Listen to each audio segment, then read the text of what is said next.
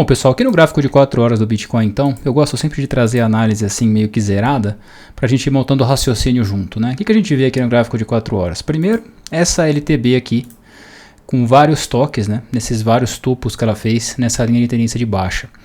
A gente também consegue ver desde aquela correção forte do final de fevereiro, a gente consegue ver isso aqui em formação, né? Essa linha de tendência de alta aqui, que o Bitcoin tem feito pivôs de alta aqui no gráfico de 4 horas. Uma terceira coisa que a gente pode colocar no Price Action aqui, em cima dessa LTB, a gente pode traçar um canal paralelo. A gente vê esse canal paralelo de queda aqui, né, onde o preço respeita muito o centro desse canal, mas também o fundo algumas vezes, né, ele toca ali. E aí, considerando essa análise do canal paralelo, a gente poderia considerar que essa correção do final de fevereiro foi um grande bear trap abaixo do canal. Certo? A gente poderia considerar isso, apesar de ele ter feito uma confirmação aqui antes de despencar, né? E agora a gente fez uma segunda bear trap no fundo desse canal. Praticamente isso é o que a gente consegue ver pelo Price Action agora. O preço está fazendo um pivô de alta aqui. Interessante a gente ver, deixa eu dar um zoom bem grande aqui nessa parte, para vocês entenderem o que está acontecendo aqui com base no que eu quero contar. Ó, a gente vê aqui o preço atualmente respeitando o centro desse canal paralelo de longo prazo, que é essa linha pontilhada, e também o topo anterior desse pivô de alta que está sendo feito aqui no gráfico do Bitcoin. Então pode ser sim que segure nessa região do fundo, né, do candle de hoje, ou a mínima do último candle de 4 horas, perdão, aqui na região dos 87.800, para voltar, tentar tocar essa LTB aqui, rompendo, né, o topo anterior, confirmando esse pivô de alta aqui, né? A gente já fez um pivô de alta aqui, fez praticamente outro pivô de alta aqui, né?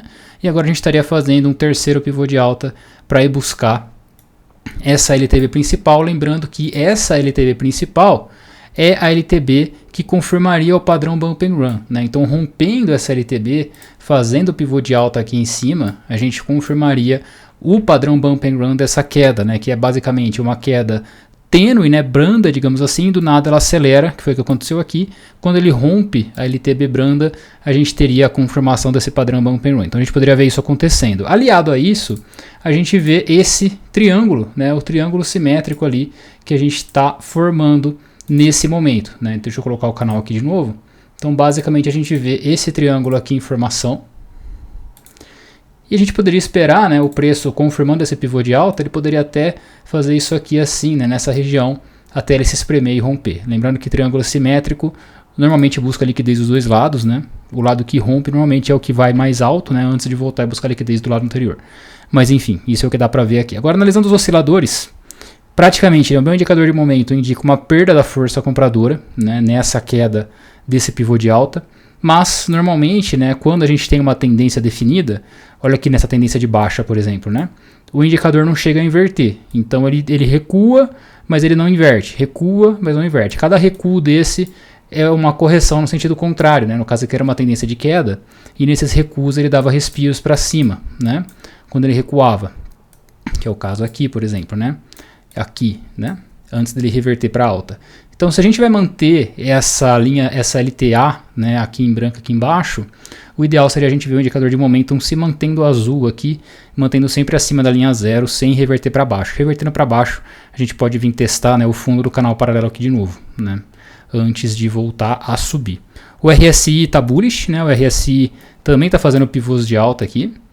A gente está segurando, né, nesse fundo justo na região dos 50 pontos, que indica que essa tendência de alta de curto prazo no gráfico de 4 horas está com relativa força sim e poderia ir tocar novamente a LTB. Rompendo a LTB, como eu disse, né, seria a confirmação do Bump and Run e já poderia trazer uma alta de mais longo prazo para a gente.